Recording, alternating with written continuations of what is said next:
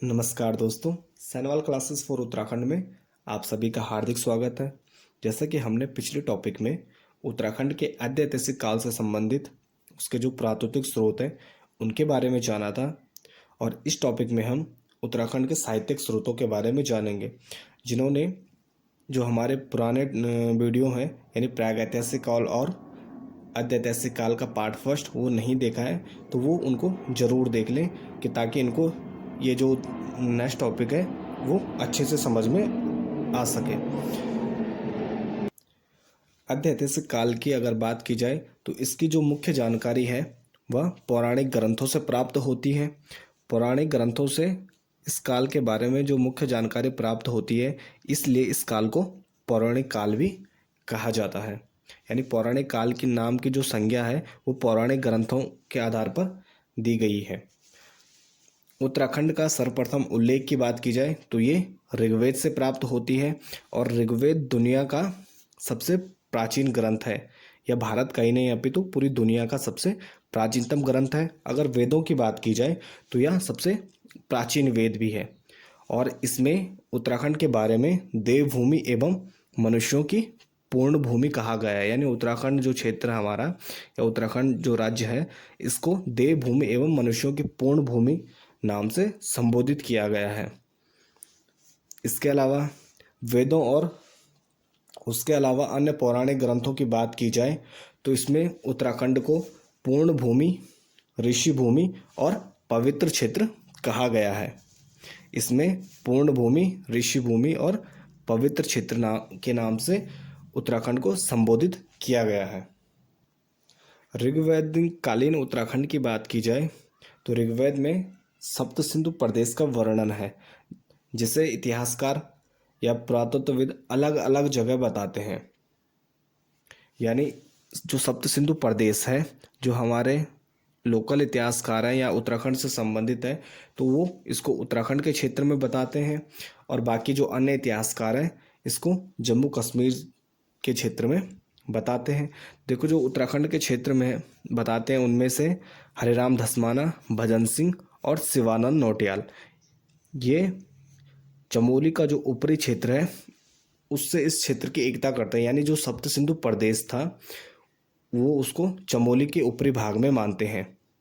इसमें आर्यों की बस्तियां थी। जो सरस्वती नदी है या सरस्वती नदी बहती है उसके आसपास आर्यों की बस्तियां होने के बारे में बताते हैं। आर्यों को भारत का सबसे प्राचीनतम निवासी कहा जाता है, और आर्य राजवंश की उत्पत्ति मनु से मानी जाती है। मनु द्वारा सरस्वती तटों पर दीर्घकाल तक निवास किया जाता है। यानी जो सरस्वती नदी है उसके आसपास मनु द्वारा निवास करने के लिए कहा गया है। दूसरा, आप लोगों ने सुना होगा कि एक बार पूरी धरती यानी पूरी धरती में जल से भर गई थी, पूरा पानी पानी था। तो उसके बाद मनु द्वारा ही दोबारा जो माणा ग्राम है चमोली में, या उसको प्राणा ग्राम भी कहा गया है, वहाँ से उन्होंने पुनः दोबारा से सृष्टि को प्रारंभ किया था। यानी जीवन को वहाँ से दोबारा से प्रारंभ किया गया था। मनु की बात की जाए तो इनकी माता का नाम विवस्वाति है और पिता वयवस्त थे, और इनके पुत्र का नाम इक्ष्वाकु था। वेद और पुराणों के रचना स्थल की बात की जाए तो इनको जो पंच गुफाएं हैं बद्रीनाथ के पास, उनमें इनका रचना स्थल माना जाता है कि वहाँ इनकी रचना हुई है। ब्रह्मा के 7 मानव पुत्र थे, जिनके आश्रम गढ़वाल में होने की बात कही गई है, और इनमें जो सबसे बड़े आर्य नरेश थे, जिनको दक्ष कहा जाता था, उनकी राजधानी हरिद्वार में थी, और उनकी पुत्री माता सती थी, जिनके पति भगवान शिव को माना जाता है। यानी इसमें जो ध्यान रखने योग्य बात है, जो उनकी राजधानी थी वो हरिद्वार के कनखल वाले क्षेत्र में थी। देवकालीन व्यवस्था की बात की जाए तो उत्तराखंड में असुर और देवता दोनों का निवास माना जाता है, जिसमें कहा जाता है कि जो देवता थे वो उत्तराखंड के दक्षिणी भाग में रहते थे, तथा जो असुर थे यानी राक्षस थे वो उत्तरी भाग में रहते थे। अगर इनकी बात की जाए तो जिसमें ब्रह्मा के 7 मानव पुत्र थे, जिनमें मारीचि और उनके पुत्र कश्यप, और कश्यप के असुर और देवता यानी दोनों को कश्यप के पुत्रों के रूप में जाना जाता। देवकालीन शासन व्यवस्था की बात की जाए तो उत्तराखंड के क्षेत्र में या उत्तराखंड के आसपास वाले क्षेत्र में 4 जगहों का नाम का पता चलता है।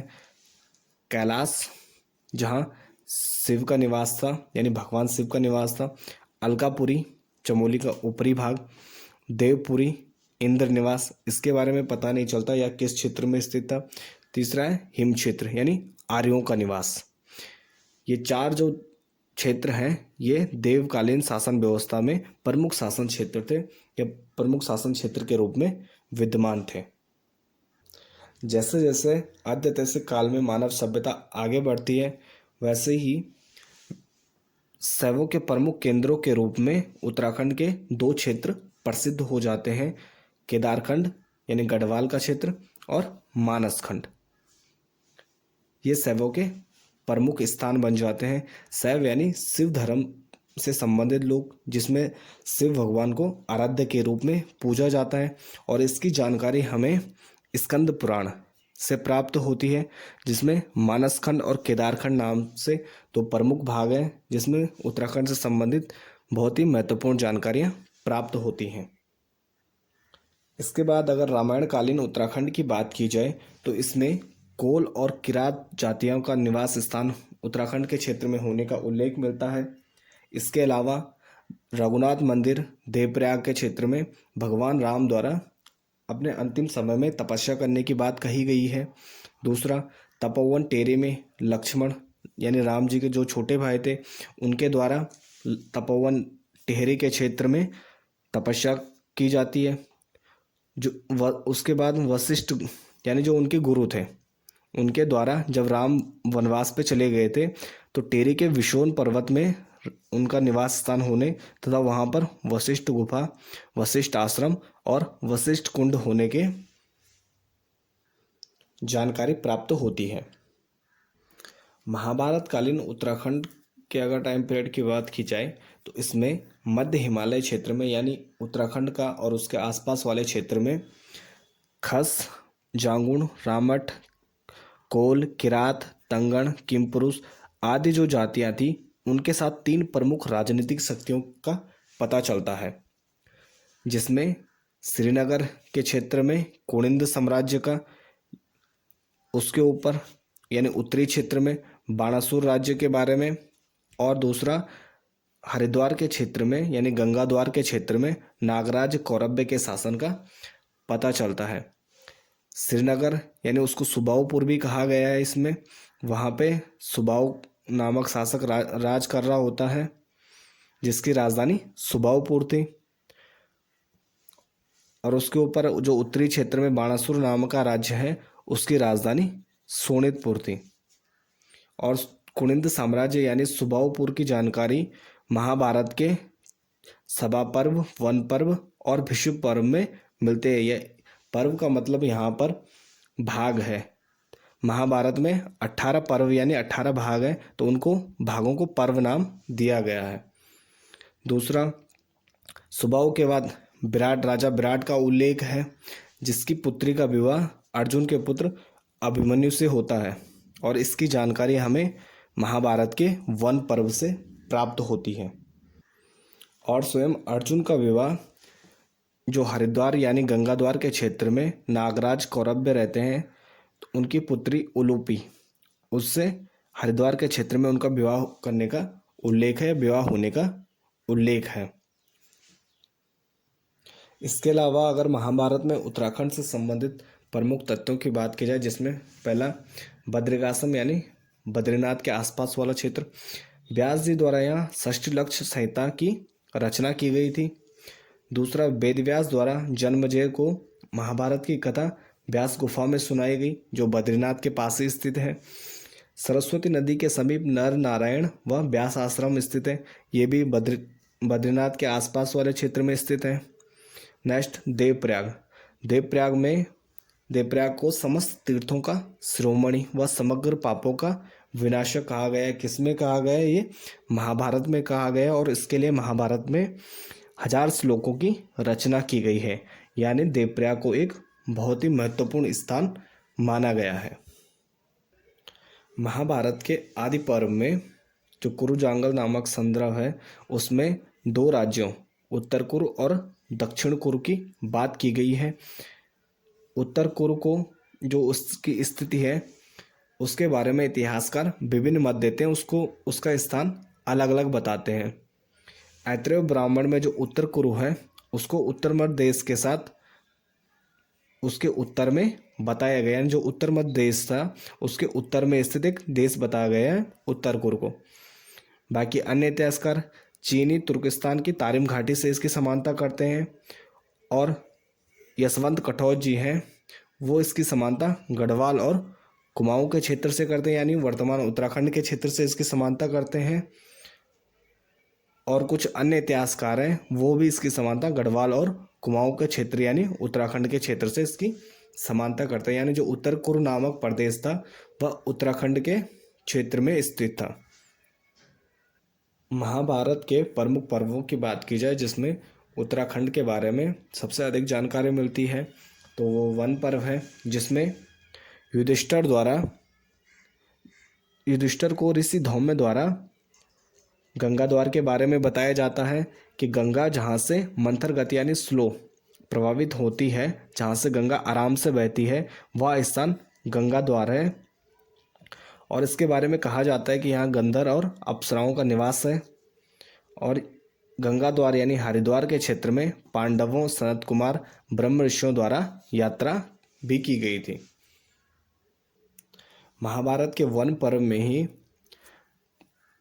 जो पांडव थे उनकी यात्रा के बारे में वर्णन किया गया है, जिसमें उत्तराखंड के विभिन्न स्थानों की चर्चा की गई है, जिसमें कैलाश, बद्रीनाथ, गंधमादन, श्रीनगर यानी सुबाऊ विषय, मेरू, मैनाक, विशाला, नरनारायण पर्वत आदि स्थानों में जो पांडव यात्रा के बारे में वर्णन किया गया है, यानी जो पांडव थे उन्होंने विभिन्न उत्तराखंड के विभिन्न स्थानों की यात्रा की थी, जिसका वर्णन वन पर्व में किया गया है। और इस क्षेत्र के लिए इस पर्व में दो नाम प्रयुक्त किए गए हैं, पहला है पर्वत और दूसरा हिमवंत। महाभारत के सवा पर्व में भी उत्तर कुरु का जिक्र या उत्तर कुरु का वर्णन किया गया है, जिसमें कहा गया है कि युधिष्ठिर के राजसूय युग में जो उत्तर कुरु के क्षेत्र के निवासी थे या शासक थे उनके द्वारा गंगा जल, पुष्प और पिपीलिका स्वर्ण यानी नदियों से छाना गया स्वर्ण और शहद भेंट किया गया था। ये चीजें उत्तर कुरु के शासक द्वारा युधिष्ठिर को राजसूय युग में भेंट की गई थी। तो इतिहासकार इस पर अपना विचार व्यक्त करते हैं कि इनके द्वारा जो उत्तर कुरु के शासक थे उनके द्वारा केवल उपायन यानी वस्तुएं भेंट करना एक प्रकार से राजनीतिक रूप से स्वतंत्रता का प्रतीक है। और यानी जो उत्तर कुरु के शासक थे वो हस्तिनापुर के कुरुओं के अधीन नहीं थे, वो स्वतंत्र रूप से उनकी सत्ता विद्यमान थी। और उत्तर कुरु की स्थिति की बात की जाए, जैसे मैंने पहले भी बताया कि उसकी समानता ज़्यादातर इतिहासकार यूके के यानी उत्तराखंड के क्षेत्र से करते हैं। महाभारत के उद्योत पर्व में पर्वतीय जन और प्रावत जन का वर्णन है। प्रावत जन इसका वर्णन ऋग्वेद में भी किया गया है और कहा जाता है कि उत्तरकाशी में ये लोग आज भी पर्वती के नाम से निवास कर रहे हैं, यानी इनके जो वंशज हैं वो आज भी उत्तरकाशी के क्षेत्र में निवास करते हैं। नेक्स्ट संभव पर्व की बात की जाए तो यहाँ इस पर्व में पांडवों के जन्म के बारे में वर्णन है, जिसमें इनका जन्म स्थान पांडुकेश्वर को बताया गया है जो चमोली के क्षेत्र में स्थित है। और इनकी मृत्यु के बारे में यानी स्वर्गारोहणी हिमनद लास्ट में जब इनकी जो डेथ होती है वो स्वर्गारोहणी नामक हिमनद पे होती है। तो ये केदारनाथ के आसपास वाला क्षेत्र है। यानी ये चीज़ें संभव पर्व से उत्तराखंड के बारे में पता चलती हैं। नेक्स्ट पुराणों की बात की जाए तो पुराणों में सबसे महत्वपूर्ण पुराण स्कंद पुराण है, जिसमें उत्तराखंड के बारे में काफ़ी जानकारी मिलती है। इसमें मध्य हिमालय क्षेत्र को 5 भागों में बांटा गया है। यानी जो मध्य हिमालय का क्षेत्र है उसका विभाजन पांच भागों में किया गया है। पहला नेपाल खंड, मानस खंड, केदार खंड, जालंधर खंड और कश्मीर खंड, जिसमें मानस खंड और केदार खंड का संबंध उत्तराखंड के क्षेत्र से है। मानस खंड की बात की जाए तो यानी कुमाऊं वाला क्षेत्र। मानस खंड में कूर्मांचल का वर्णन यानी कुमाऊं का वर्णन है। यहाँ पर कूर्म अवतार से सृष्टि का प्रारंभ होने के बारे में वर्णन है या बारे में कहा गया है, जिसमें भगवान विष्णु द्वारा कूर्म या कच्छप अवतार या कछुए का अवतार लिया गया था। इसमें यात्रा वर्णन की बात की जाए तो इसमें कूर्मांचल में राम, लक्ष्मण व सीता, दुशासन, अयोध्या राजा ऋतुपूर्ण द्वारा इस क्षेत्र में यानी कूर्मांचल के क्षेत्र में यात्रा का वर्णन मिलता है। नेक्स्ट, तपस्या। भगवान शिव द्वारा जो जागेश्वर नामक स्थान है वहाँ पर भगवान शिव द्वारा तपस्या की गई थी तथा उनके पुत्र कार्तिकेय का जन्म भी जागेश्वर नामक स्थान पर होने की बात कही गई है। ये सारे जो घटनाएं हैं जिनका जिक्र मानस खंड यानी स्कंद पुराण के मानस खंड में मिलता है। भगवान शिव के अलावा मानस खंड में आचार्य द्रोण, कौशिक, सत्यव्रत गर्ग, मार्कंडेय, सुतय ब्रह्म आदि ऋषियों द्वारा तपस्या करने का उल्लेख प्राप्त होता है। अगर वहीं केदारखंड की बात की जाए तो इसमें राजा ध्रुव, सगर, दिलीप, भगीरथ, प्रहलाद, कुबेर, राम, लक्ष्मण आदि द्वारा भी केदारखंड के क्षेत्र में तपस्या करने का वर्णन है और यह स्कंद पुराण के केदारखंड से प्राप्त होती है। इसके बारे में जानकारी स्कंद पुराण के अनुसार केदारखंड और मानस खंड की जो स्थिति बताई गई है उसमें यानी पूर्व के क्षेत्र में मानस खंड था और पश्चिम के क्षेत्र में केदारखंड था, जिसको बोधांचल या बदान क्षेत्र जो नंदा देवी पर्वत के आसपास वाला एरिया था वो इनको बाढ़ता था। यानी कि उसके पूर्व की ओर में मानसखंड और पश्चिमी भाग में केदारखंड स्थित है। मानसखंड यानी काली नदी से नंदा देवी पर्वत तक और नंदा देवी पर्वत से यमुना और टॉस तक केदारखंड स्थित है। बौद्ध साहित्यों में उत्तराखंड के लिए हिमवंत का प्रयोग किया गया है। बौद्ध साहित्यों में उत्तराखंड के क्षेत्र के लिए हिमवंत नामक शब्द प्रयोग किया गया है। इसकी जानकारी भी हमें स्कंद पुराण से प्राप्त होती है। इसके बाद अगर गढ़वाल नाम की चर्चा की जाए तो जो गढ़वाल है उसका अर्थ होता है पहाड़ियों पर किले या गढ़ों वाला क्षेत्र। पंडित हरकिशन रतूड़ी द्वारा कहा गया है कि ऐसा पर्वतीय क्षेत्र जिसमें कई गढ़ स्थित हो। डॉक्टर हरिदत्त भट्ट शैलेश द्वारा इस क्षेत्र का नाम गढ़वाल पड़ने का जो कारण है वो बताया गया है कि क्योंकि यहाँ असंख्य गढ़ या गाड़ या अधिक गढ़ या गाड़ नामक अनेक जलधाराएं थी, जिसके कारण इसका नाम गढ़वाल पड़ा। तो जो मुख्य मत है यानी जो ज़्यादातर इतिहासकार इसको स्वीकार करते हैं उनमें 1515 ईस्वी के आसपास गढ़वाल के परमार शासक अजयपाल यानी जो 37वां राजा अजयपाल था उसके द्वारा जब गढ़ एकीकरण किया गया तो उसके पश्चात इस क्षेत्र के लिए यानी केदारखंड नामक क्षेत्र के लिए गढ़वाल नाम प्रयुक्त होने लगा। यानी उसके शासनकाल से गढ़वाल नाम प्रचलन में आया। गढ़वाल की 7 नदियों के लिए सप्त सामुद्रिक स्रोत का नाम प्रयोग किया गया है या उसका वर्णन किया गया है, जिसमें सप्त सामुद्रिक स्रोत में भागीरथी, अलकनंदा, धौलीगंगा, नंदाकिनी, पिंडर, मंदाकिनी और नयार नदियों का वर्णन किया गया है। यानी गंगा तंत्र की लगभग ये सभी नदियां हैं, इनको सप्त सामुद्रिक स्रोत कहा गया है।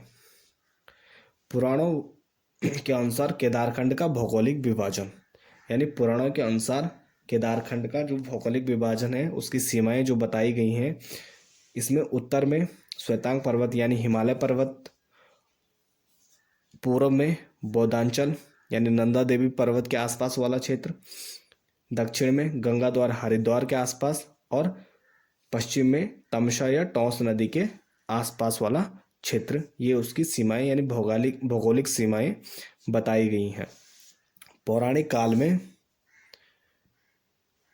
केदारखंड में दो प्रसिद्ध विद्यापीठ थे, जिसमें पहला बद्रिकाश्रम और दूसरा है कण्वाश्रम।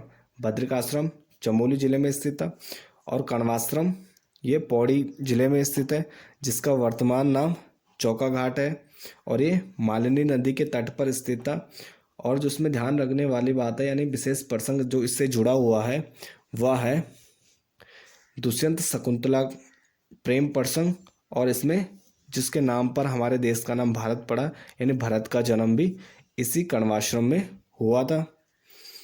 और इसी मालिनी नदी के तट पर अभिज्ञान शकुंतलम की रचना कालिदास द्वारा की गई थी। इसके बाद अगर कुमाऊं की बात की जाए तो कुमाऊं में कहा जाता है कि क्रांतेश्वर पर्वत पर भगवान विष्णु का कूर्मा या कच्छप अवतार हुआ था। इस क्रांतेश्वर पर्वत का वर्तमान नाम कांडादेव या कामदेव नाम है और कहते हैं कि इसी के नाम पर संस्कृत में पहले कुर्मांचल कहा गया, आगे प्राकृत में कुमू और हिंदी में इसका नाम कुमाऊं हो गया। यानी जो कुमाऊं जो वर्तमान नाम है, इसका प्रचलन क्रांतेश्वर पर्वत के आधार पर हुआ है और यह संस्कृत प्राकृत से होते हुए हिंदी में कुमाऊं हो गया। इस प्रकार आज का अद्वैतसिक काल का सेकंड पार्ट यानी साहित्यिक स्रोत इसी के साथ समाप्त होता है। बाकी नेक्स्ट टॉपिक में हम उत्तराखंड के ऐतिहासिक काल के बारे में जानेंगे। धन्यवाद।